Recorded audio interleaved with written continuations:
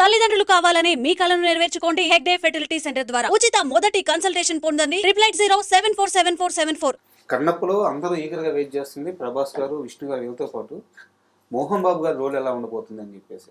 అంటే కరెక్ట్గా వాడుకుంటే ఇండియాలో టాప్ 5లో కానీ టాప్ 4లో ఉన్నా కానీ టాప్ యాక్టర్ ఆయన కరెక్ట్గా వాడుకుంటే. అలాంటి ఆయన్ని ఎందుకో ఇండస్ట్రీ సరిగ్గా వాడుకోలేకపోయింది.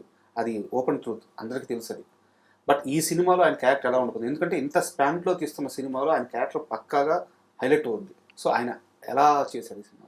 అంటే ఇది నటుడుగా ఆయనకి 50వ సంవత్సరం మోహన్ బాబు గారికి. 1975 నవంబర్ 22న ఆయన మొదటి సినిమా రిలీజ్ అయింది, స్వర్గం నరకం, హీరోగా.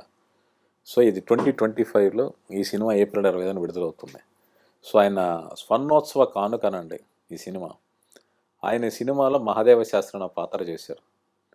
సో ఆ పాత్రలో మోహన్ బాబు గారు తప్పితే ఇంకోటి ఎవరు చేయలేరు. అంటే ఒకటి, ఆ పాత్రకు ఒక గాంభీర్యం ఉంటుంది, చిన్న అహంభావం ఉంటుంది, అహం బ్రహ్మోస్మి అన్న ఒక భావంతో ఉంటుంది ఆ పాత్ర.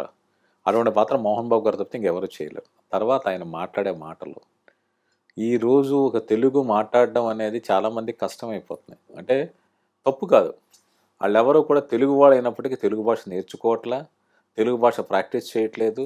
కానీ మోహన్ బాబు గారి సినిమాలో చెప్పిన డైలాగ్స్ డెఫినెట్గా అసలు నెక్స్ట్ లెవెల్లో ఉంటాయి. Super sir.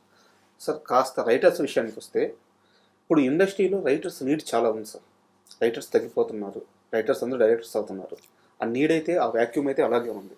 కానీ మరోవైపు పనిచేస్తున్న రైటర్లకి స్టార్డమ్ రావట్లేదు, వాళ్ళు సాటిస్ఫై అయ్యే రెమ్యునరేషన్ రావట్లేదు. ఇది ఎలా సమన్వయం చేయాలంటారు? అంటే మీరు అన్నారు రైటర్స్ లేరు, రైటర్స్ ఉన్నారు, రైటర్స్ని వాడుకోవట్లా. రైటర్స్ లేకపోవడం కాదు, సినిమా ఇండస్ట్రీలో ఉన్నారు, బయట ప్రపంచంలో ఉన్నారు, కథలు నవలు రాసేవాళ్ళు ఉన్నారు, నాటకాలు రాసేవాళ్ళు ఉన్నారు, లైక్ ఇంకో రకరకాలుగా రాస్తున్న వాళ్ళు ఉన్నారు. వాళ్ళ టాలెంట్ స్పార్క్ గుర్తించి ఎంకరేజ్ చేసేవాళ్ళు తగ్గిపోతూ ఉన్నారు. ఇది ఒక పాయింట్. తర్వాత ఏంటి అంటే, రైటర్స్ తగినంత క్రెడిట్స్, తగినంత రెమ్యునరేషన్స్ ఇవ్వకపోవడం వల్ల రైటింగ్ ప్రొఫెషన్ మీద ఎక్కువ కాలం ఎవరు ఉండట్లా. 1-2 సినిమాలకు పనిచేసి దాని మీద వచ్చిన పేరుతో డైరెక్టర్ అయిపోదని ఆలోచిస్తున్నారు తప్పితే ఎవరు రైటర్గా కంటిన్యూ అవ్వాలని ఎవరు చూడడం లేదు. అది మేజర్ ప్రాబ్లం. రైటర్స్లోనే ఇంకో సమస్య ఉంటుంది సార్. ఇప్పుడు మనకి ఏంటంటే, ఇండస్ట్రీలో ఒక టెంప్లెట్ ఉంటుంది, ఆ టెంప్లెట్లో కథ నిరికించాలని చెప్పి చాలామంది ట్రై చేస్తుంటారు. లేదా అంతకు ముందు వచ్చిన సక్సెస్ రిపీట్ చేసి అదే స్టోరీను అలాంటి ఒక టెంప్లెట్ను రిపీట్ చేసి సక్సెస్ కొట్టడానికి ట్రై చేస్తూ ఉంటారు.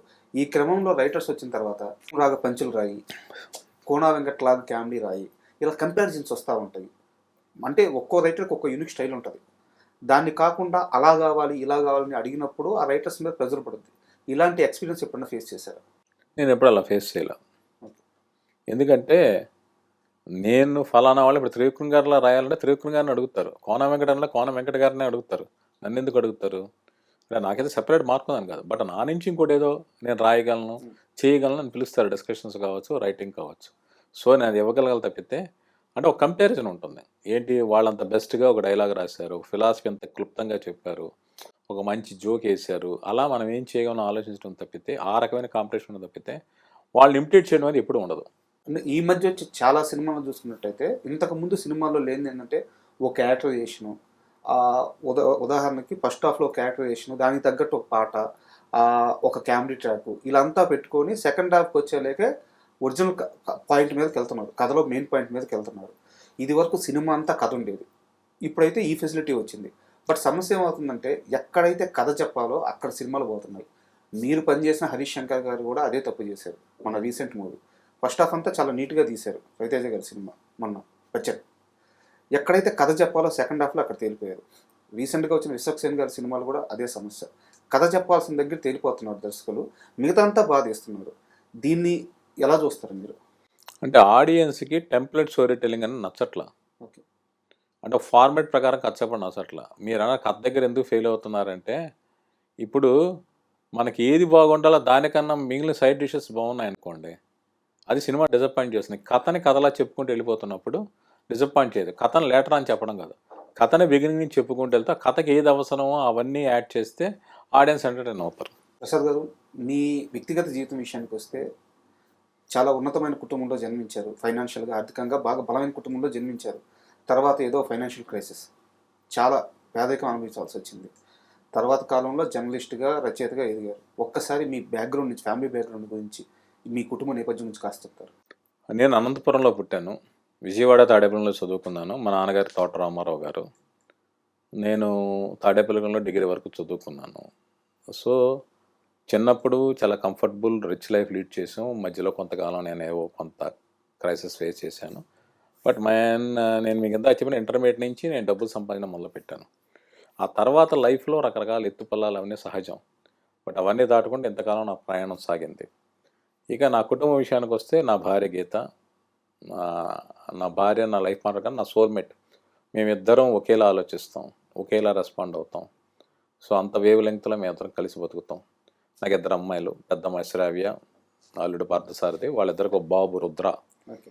అలాగే రెండో అమ్మాయి మనోజ్ఞ, అల్లుడు సాయికృష్ణ, ఒక పాప నిహిర. ఇది మా ఫ్యామిలీ. మీరు రైటర్గా చాలా సినిమాలకు పనిచేశారు. మీరు కెరీర్లో హైయెస్ట్గా అందుకున్న పారితోషికం ఎంత, తక్కువగా అందుకున్న పారితోషికం ఎంత?